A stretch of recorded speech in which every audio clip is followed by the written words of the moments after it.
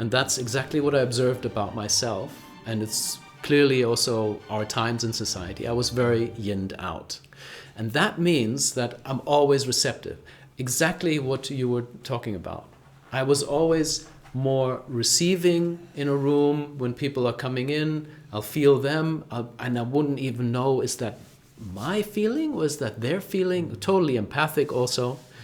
And I really wanted to feel like, well, what is it like if I'm just in my energy? And then I really feel what I want to do. Not meaning, and here's where I wanted to interject earlier, sorry, that I'm being disrespectful or not listening anymore to the others. That's where I feel we can redefine what it means to be masculine.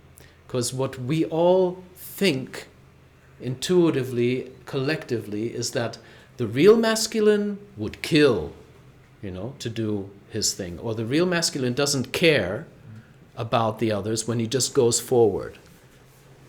That is a very specific distortion of the earth archetype, and it has a name. It's the tyrant energy. Psychologists call it that. It's the tyrant, der Tyrann.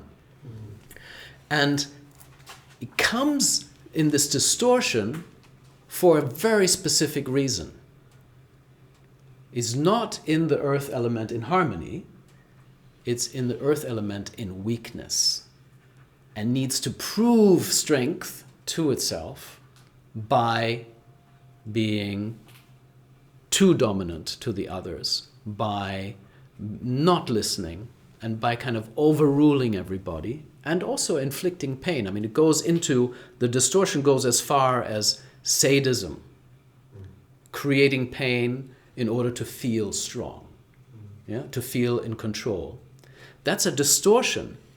And that's being sold to us as, well, that's what male is. It's a toxic thing. It's macho behavior. Yeah. It is not.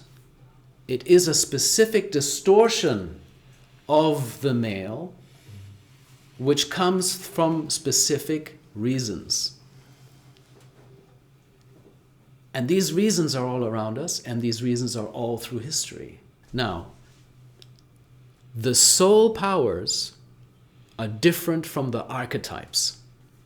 What we know as the king, the warrior, the magician, and the lover, they are, to my understanding at this point in time, of the hierarchy that started 6,000 years ago. Maybe much, much earlier. But we can see it in history. It started 6,000 years ago with the city-states. Before that, these guys were more organic and more connected with their soul powers than with the archetypes. Okay?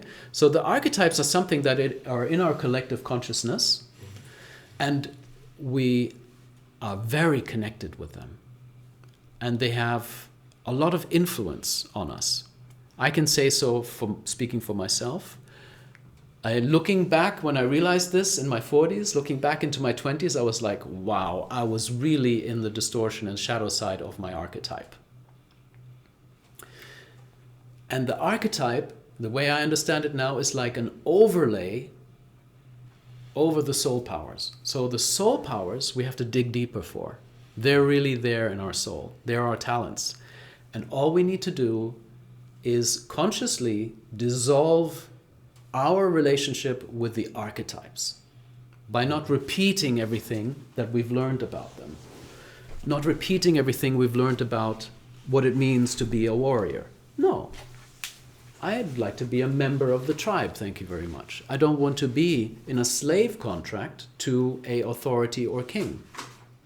I want to be more like the soul power that's there and that's natural and harmonious.